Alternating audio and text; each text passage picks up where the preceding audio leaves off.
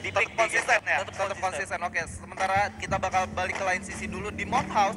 Ada Aura yang sekiranya bakal langsung berhadapan dengan RRQ Hades. Mereka berdua saling menarik tentunya, dan kalau dari posisi sebenarnya yang diuntungkan lebih ke arah Aura. Kenapa? Kalau menurut gue sendiri nih Bang, mereka ada di luar dan itu memungkinkan mereka untuk bergerak lebih cepat untuk sampai ke kota kedua atau checkpoint kedua. Setuju banget, karena kalau seandainya gue lihat kalau Motos itu tuh tempat atau map yang paling tricky ya. Kalau seandainya lu bener-bener kayak udah diincar dari luar itu susah banget.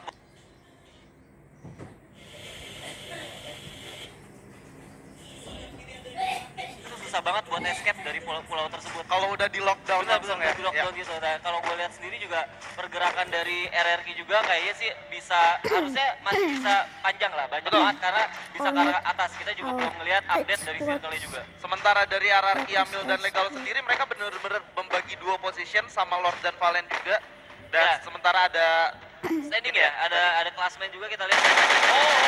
Udah ada fight di sini di mana XYP 9X bakal berhadapan dengan Granix. Sudah ada tembakan dari arah belakang, bakal langsung ditembak balik tapi belum menghasilkan apa-apa. Dari sebelah kiri ada yang nembakin, gak tahu dari mana. Udah sangat sekarat di sini, gak punya medkit sama sekali. Muharto berhasil mendapatkan satu knockdown-nya atas XYP.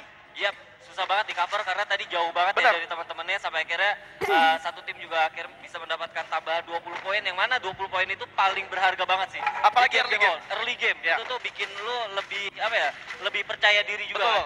Dimana kalau kita ngomongin tentang poin eliminasi di awal, lu berhasil mendapatkan satu atau dua, benar-benar menaikkan mental siapapun yang mendapatkannya. Bahkan moral boost buat satu tim. Benar, moral boost buat bonus ya, bonus dalam perjalanan dari early menuju mid, bahkan nanti ke late game juga. Betul. Sementara Rosugo bakal berhadapan dengan XCN di sini. Harusnya Moka udah mengetahui bahwa ada orang yang aman, udah langsung ditembak begitu aja. Apollo sangat sekarat tapi masih bisa survive. Moka bakal coba tarik mundur, narik ke atas tower, memberikan teman-temannya delay waktu untuk masuk. Bijak banget menurut gua apa yang dilakukan oleh Moka, karena kalau gua lihat sendiri, kalau sendiri tetap terus follow up itu tiga bahkan member dari Rosugo sendiri juga udah siap untuk counter dari Mokanya sendiri. Betul. Sampai akhirnya kita lihat di minimap teman-teman dari XCN juga akhirnya bisa langsung backup dari Mokanya sendiri. Ini udah punya satu advantage di mana juga Moka sudah mempunyai visibilitas yang cukup besar juga di bawah. Berarti bisa dibilang follow up yang dimiliki oleh tim XCN sendiri cukup cepat ketika mengetahui XCN sudah ada fight di sini, di mana Apollo diajar dari dua arah yang berbeda. Spartan harus kena down di sana, sementara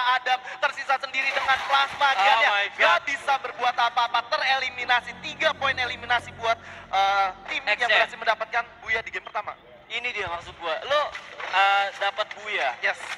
lumayan banyak killnya, terus lo mulai start di ronde kedua dapat tambahan 3 kill. Betul. Ini bikin lo juga lebih nyaman ya, tapi harus diperhatikan juga sama XCN karena ini game juga belum masuk bahkan ke mid game, jadi dia mesti harus terus fokus. Apalagi kalau gue lihat dari sisi apa ya, dari sisi zona juga ya gue rasa masih banyak posibilitas atau kemungkinan zonanya menutup ke arah dari luar dari area XCN itu sendiri. Betul, kalau kita lihat dari tadi, dari game pertama EVOS Esport Bang berhasil mendapatkan tempat lootingan high tier loot dan gak ada yang ngeganggu sama sekali. Ini artinya mereka ada di tengah zona, mobility-nya bakal lebih gampang, dan ditambah dengan resource yang tinggi memungkinkan EVOS buat masuk ke zona-zona terakhir. Benar, kalau gue lihat dari gameplay EVOS sekarang, mereka dikasih lootan dengan nyaman, dikasih satu vehicle atau bisa rotasi kemana-mana, ini bakal bahaya banget sih buat lawan-lawannya. Jadi kalau bisa, mungkin nanti kalau seandainya kita lihat di game-game berikutnya harus coba di counter di early. Benar, kalau kita ngelihat dari game